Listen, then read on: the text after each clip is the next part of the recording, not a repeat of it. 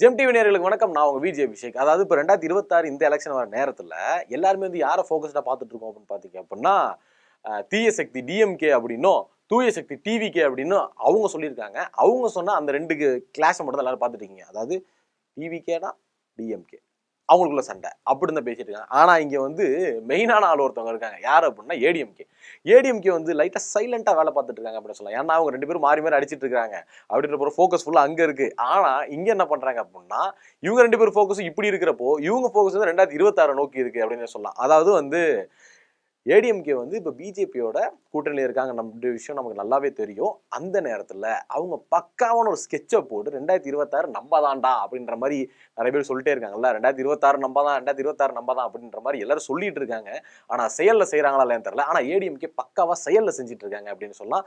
அது கூட்டணி யாரோட பிஜேபியோட சேர்ந்து இந்த செயலை வந்து பக்காவாக செஞ்சுட்டு இருக்காங்க. மெயினான பிளான் போட்டது யாருன்னா அமித்ஷா அவர் தான். ஸோ அவர் என்ன பிளான் போட்டிருக்காரு, இந்த 2026 எப்படி மூவ் பண்ண போறாங்க அப்படின்றதான் இந்த வீடியோவில் நான் டீட்டெயிலாக சொல்ல போறேன். ஸோ அதை பத்தி நீங்க தெரிஞ்சுக்கணும் அப்படின்னா இந்த வீடியோ ஃபுல்லா பாருங்க. நான் உங்க விஜய் அபிஷேக், இது நம்ம ஜெம் டிவி.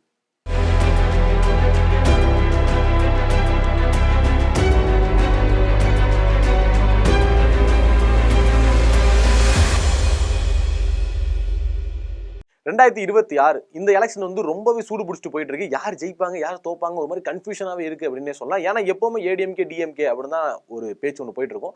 ஆனா இந்த தடவை டிவிகே வந்ததுனால புதுசா டிவிகே அப்படின்னு சொல்லி ஒரு கூட்டம் அங்க போறதுனால எல்லாருக்கும் ஒரு சந்தேகம் வந்துட்டே இருக்கு அப்படின்னு சொல்லலாம். கரெக்டா 2024 வந்து ஏடிஎம்கேவும் பிஜேபியும் கூட்டணி போட்டாங்க இல்லையா? ஏன்னா முன்னாடி கூட்டணியில இருந்தாங்க. அதுக்கப்புறம் அந்த ஒரு சண்டையால வந்து கூட்டணி வந்து விலகிருச்சு. அதுக்கப்புறம் 2024 வந்து அந்த கூட்டணியை வந்து அமித்ஷா அவர்கள் வந்து கன்ஃபார்ம் பண்றாரு. கன்ஃபார்ம் பண்ணிட்டு போனதுக்கு அப்புறம் அமித்ஷா அவர்கள் தமிழகத்துக்கே வரல. தமிழகத்தை பத்தி எதுவும் பேசவும் இல்லை. இபிஎஸ் அவர்கிட்டையும் பேசல, யார்ட்டையுமே பேசணும்னு வச்சுக்கோங்களேன். ஏன் அப்படின்னா அவரோட கான்சன்ட்ரேஷன் ஃபுல்லாவே எங்க இருந்துச்சு அப்படின்னு பாத்தீங்கன்னா பீகார்ல இருந்துச்சு. எதுக்கு பீகார்ல? ஏன்னா பீகார்ல எலெக்ஷன் போயிடுச்சு. ஸோ அவரோட கான்சன்ட்ரேஷன் ஃபுல்லாவே எங்க இருந்தது? அந்த கான்சன்ட்ரேஷன் அங்க இருந்ததுனால தான் பீகார்ல வந்து அவங்க தட்டி தூக்குனாங்க அப்படின்னு சொல்லலாம். இப்போ அங்க முடிஞ்சிருச்சு, அவ்வளவுதான், இந்த வேலை முடிஞ்சிச்சு. அடுத்தது வேற எங்க? தமிழ்நாடா? ஓகே, தமிழ்நாட்டுக்கு போவோம் அப்படின்ற மாதிரி அவரோட அடுத்த டார்கெட் வந்து தமிழ்நாடு நோக்கி வந்திருக்கு அப்படின்னே சொல்லலாம். டோட்டலா வந்து பார்த்தோம்னா இந்தியாவில் வந்து முக்காவாசி இடத்த வந்து பிஜேபி வந்து பிடிச்சிட்டாங்க. இந்த விஷயம் நமக்கு நல்லாவே தெரியும். ஆனா பிஜேபி அவங்களுக்கே வந்து சவாலா இருக்கக்கூடிய இடம் எதுன்னு பாத்தீங்க அப்படின்னா மேற்கு வங்கம், அதாவது கொல்கத்தா சைடு தான். ஆனா போன வாட்டி நடந்த எலெக்ஷன்ல சட்டமன்ற தேர்தல் வந்து பாத்தீங்க அப்படின்னா இவங்களோட பவரை காட்டி எதிர்கட்சியா வந்துட்டாங்க. அதுவே இந்த சைடு வர கண்டிப்பான சட்டமன்ற தேர்தல் வந்து கண்டிப்பா வந்து ஆளுங்கட்சி ஆகிறது வாய்ப்பு இருக்கு அப்படின்னு சொல்லியிருக்காங்க. ஓகே, அவ்வளவுதான், மேற்கு முடிஞ்சிருச்சு. அடுத்தது எங்க போறோம் அப்படின்னு பார்த்தோம்னா தமிழகத்துக்கு வரும். அதாவது திமுக ஆட்சி வந்து அழிக்கணும் அப்படின்னு சொல்றதா இப்ப எல்லாரோட மெயினான நோக்கமா இருக்கு அப்படின்னே சொல்லலாம். அதாவது இந்த டைம்ல வந்துதான் அமித்ஷா அவர்கள் வந்து ஒரு காயின் வந்து பயங்கரமா நகர்த்துறாரு. என்ன அப்படின்னா பீகார்ல ஜெயிச்ச மாதிரி நம்ம தமிழகத்திலையும் கண்டிப்பா ஜெயிக்கணும் அப்படின்னு சொல்லியிருக்காரு. எதை வச்சு? அதாவது பீகார்ல வந்து அவங்க ஜெயிச்சாங்க அப்படின்னா ஒரு முக்கியமான பாயிண்ட் வந்து அவங்களுக்கு நிறைய வந்து பெண்களோட ஓட்டு வந்து நிறையவே விழுந்துச்சு இல்லையா? எப்படி விழுந்துச்சுன்னு பாத்தீங்க அப்படின்னா அதாவது ஓட்டுக்கு 10,000 சொல்லி அறிவிச்சாங்க. அதே மாதிரி ஓட்டுக்குன்னா மாசம் மாசம், சரிங்களா? நான் வந்து ஓட்டு போடுறதுக்குன்னு சொல்லிட்டேன்னு சொல்லிடாதீங்க, மாசம் மாசம் அப்படி சொல்லியிருந்தாங்க. அதே மாதிரி தமிழகத்திலும் அதே ஸ்கீமை கொண்டு வர போறதா ஒரு பிளான் ஒன்று பக்காவா போட்டுட்டு இருக்காங்க. அது மட்டும் இல்லாம இந்த தொகுதி வாரி எல்லாமே பிரிப்பு எல்லாமே ரொம்ப பர்ஃபெக்டாவே நடந்து முடிஞ்சிருக்கு அப்படின்னு சொல்லலாம். அதாவது இதுக்கு முன்னாடி வந்து பாத்தீங்க அப்படின்னா கேரளால மாநகராட்சி தேர்தல் நடந்துச்சு. அதுலயுமே பிஜேபி இந்த இடத்த பிடிச்சிருக்காங்க அப்படின்னே சொல்லலாம். அதாவது கொஞ்சம் கொஞ்சமா அப்படியே டாப்ல இருந்து கீழே வந்துட்டே இருக்காங்க. இந்த இடத்துல தமிழ்நாட்டை பிடிக்கிறது வாய்ப்பு இருக்கு அப்படின்னு நினைக்கிறேன். அதே மாதிரி வந்து பாத்தீங்க அப்படின்னா இப்ப ரீசெண்டா வந்து நயினா நாகேந்திரன் அவர் டெல்லி போய் அமித்ஷாவை சந்திச்சாரு. எதுக்காக சந்திச்சாரு அப்படின்னு பாத்தீங்க அப்படின்னா பிஜேபிக்கு வெற்றி வாய்ப்பு தமிழகத்துல எந்தெந்த தொகுதியில இருக்கு அப்படின்ற காரணம். கிட்டத்தட்ட 80 தொகுதி வந்து பிஜேபிக்கு வெற்றி வாய்ப்பு இருக்கு அப்படின்னு சொல்லி அவங்க ஒரு பட்டியலை கொண்டு போய் கொடுத்திருக்காங்க.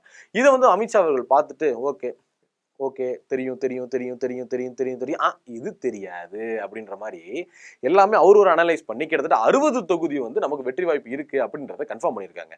என்ன அப்படின்னா ஒன்னு ஆல்ரெடி ஒரு பிளான் ஸ்கெட்ச் ஒன்று போட்டாச்சு. பீகார்ல ஜெயிச்ச மாதிரி இங்கேயும் ஜெயிக்கிறதுக்கு ஒரு பிளான் ஒன்று பக்காவா போட்டாச்சு. அதே மாதிரி இங்கிட்டு வந்தோம் அப்படின்னா தொகுதி பட்டியலுமே எல்லாமே பிரிச்சுட்டாங்க. அதாவது இந்த தொகுதி பட்டியல்ன்றதுல தான் நமக்கு தெரியும் யார் யார் எந்தெந்த ஊர்ல ஃபேமஸா இருக்காங்க. அந்த ஃபேமஸா இருக்கிற ஊர்ல ஃபேமஸா இருக்கிற நீ பாடணும் அப்படின்னா கண்டிப்பா நம்மளால ஜெயிக்க முடியும் அப்படின்றதான் இந்த இடத்துல உண்மையான விஷயம். அது மட்டும் இல்லாம பாத்தீங்க அப்படின்னா இதுக்கு முன்னாடி நடந்த சட்டமன்ற தேர்தலில் வந்து பார்த்தோம் அப்படின்னா அவங்க வந்து கிட்டத்தட்ட 20 சீட்டு வந்து கொடுத்திருந்தாங்க. பிஜேபிக்கு ஏடிஎம்கே 20 சீட்டு வந்து கொடுத்திருந்தாங்க. ஆனா இந்த வாட்டி அவங்க எதிர்பார்க்கறது எவ்வளவுன்னு பாத்தீங்க அப்படின்னா 40 சீட்டு. ஏன்னா 60 40 அப்படின்னு பார்த்தோம் அப்படின்னா இவங்களுக்கே 60 கொடுத்துட்டா மற்ற கூட்டணிக்கெல்லாம் கொடுக்கணும்ல. அந்த மாதிரி கன்ஃபார்ம்டா எங்களுக்கு தேவை 40 சீட்டு அப்படின்றத அமித்ஷா இன்னுமே கண்டிப்பா இருக்காரு அப்படின்னே சொல்லலாம். ஆனா வந்து ஏடிஎம்கே எவ்வளவு சொல்றாங்க அப்படின்னா இல்ல 30 கொடுக்கலாம். அதாவது இந்த கந்தசாமி படத்துல தேங்காய் வைப்பாங்கல்ல, தேங்காய் வைக்கிறப்போ 6 ரூபாய், 3 ரூபாய், 2 ரூபாய் அப்படின்ற மாதிரி அவங்க வந்து 30 தொகுதி கொடுக்கலாங்க அப்படின்னு சொல்லி அவங்க பேசியிருக்காங்க. ஆனா வந்து எங்களுக்கு 40 தொகுதி வேணும். அதாவது நாடாளுமன்றம்ன்றபடி பார்த்தோம் அப்படின்னா, நாடாளுமன்ற தொகுதிகளில் ஒரு சீட் அப்படின்னு பார்த்தோம் அப்படின்னா மொத்தமா 40 இருக்கு. அந்த 40 தொகுதியில எங்களுக்கு ஒண்ணு வேணும் அப்படின்னு சொல்லி தான் 40ன்ற இடத்துல ரவுண்டா இருக்காங்க. இதுல வந்து மாற்று கருத்தை கிடையாது. 40 சீட்டு எங்களுக்கு வேணும் அப்படின்ற மாதிரி கன்ஃபார்மா 40லே தான் இருக்காங்க. ஏன் அப்படின்னா அந்த வெற்றி வாய்ப்பு அவங்க என்னென்ன கணிச்சிருப்பாங்க. அதாவது அங்க டெல்லியில இருந்து அமைச்சர் வர வந்திருக்காரு, அவரு வந்து வேற ஒரு நோட்டம் ஒன்று விட்டுருக்காரு அப்படின்றப்பவே நமக்கு கன்ஃபார்மா தெரியும் ஏதோ ஒரு பக்காவா ஒரு பிளான் ஒன்று போயிட்டு இருக்கு அப்படின்னு. ஏன்னா எல்லாரோட ஃபோக்கஸ் வந்து பாத்தீங்க அப்படின்னா டிவிகே டிஎம்கே இந்த 2 இடத்துல மட்டும் தான் இருக்கு. இன்னும் யாருமே ஏடிஎம்கே கிட்டே வரல. அப்படின்னா ஏடிஎம்கே அமைதியாவே இருக்காங்களே, எதுக்கு அவங்க அமைதியா இருக்காங்க, இவங்க அமைதியா இருக்கிற கட்சி இல்லையே அப்படின்னு சொல்லி யாருமே இதை பத்தி யோசிக்கவே இல்லை. ஆனா அவங்க அமைதியா இருந்துகிட்டே எல்லா வேலையும் பர்ஃபெக்டா பார்த்துட்டு இருக்காங்க அப்படின்றத உண்மை. இந்த 2026 இவங்களோட முயற்சி வந்து கண்டிப்பா வெற்றியை கொடுக்கும் அப்படின்னே சொல்லலாம். அதாவது இதுக்கு முன்னாடி இந்த 40 தொகுதி அப்படின்னு சொல்ல, இந்த 40 தொகுதி வந்து எடுத்துட்டு வந்தது யாருன்னு பாத்தீங்க அப்படின்னா பியூஷ் கோயல், அதாவது மினிஸ்டர். அவரு தான் வந்து நேரா கொண்டு வந்து இது எடப்பாடியும் சந்திச்சு அவர் பேசியிருக்காரு. அந்த 40 தொகுதி கன்ஃபார்ம் ஆயிருக்கா இல்லையா அப்படின்றது தான் இன்னும் எதுவுமே வெளிவரல. ஆனா கேட்ட 40 கன்ஃபார்ம். பீகார் இது இங்க வரப்போறதும் கன்ஃபார்ம்னு நினைக்கிறேன். அதனால வந்து அதை ஜெயிக்கிறதுக்காக என்ன வேணும் செய்யறதுக்கு வந்து கண்டிப்பாவே வாய்ப்பு இருக்கு. கண்டிப்பா ஒரு நல்லாட்சி வேணும் அப்படின்னா எல்லா சலுகைகளும் கொடுத்துதான் ஆகணும் அப்படின்ற மாதிரி சலுகைகளோட ஏடிஎம்கே இந்த வாட்டி ஆட்சியை பிடிக்கிறதுக்கு பயங்கரமா ஃபாஸ்டா வந்துட்டே இருக்காங்க அப்படின்னு சொல்லலாம். ஃபோக்கஸ் அங்கதான் இருக்கு, இங்க இல்ல. இங்க ஃபோக்கஸ் வச்சிங்க அப்படின்னா என்னென்ன நடக்குது அப்படின்றது கன்ஃபார்மாவே தெரியும். எனக்கு தெரிஞ்சு 2026 ஜெயிக்க வாய்ப்பு இருக்கா இல்லையான்ற நான் சொல்றதை விட நீங்க சொன்னீங்க அப்படின்னா நல்லா இருக்கும். அதாவது இந்த வருஷம் 2026 ஏடிஎம்கே ஆட்சியை பிடிக்க வாய்ப்பு இருக்கா இல்லையான்றதை மட்டும் மறக்காம கமெண்ட்ஸ்ல கமெண்ட் பண்ணிட்டு போங்க. இந்த மாதிரியான இன்ஃபர்மேஷன்லாம் தெரிஞ்சுக்கணும் அப்படின்னா ஜெம் டிவியை சப்ஸ்கிரைப் பண்ணுங்க.